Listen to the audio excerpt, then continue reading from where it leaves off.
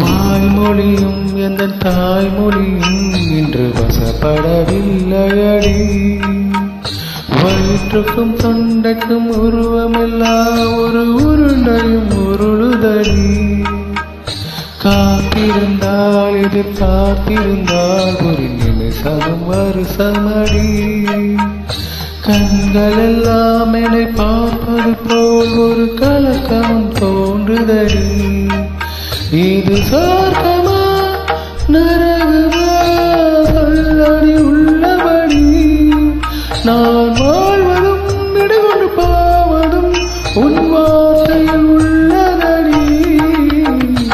என்னவளே அடி என்னவளே எந்த இதயத்தை தொலைத்து விட்டே.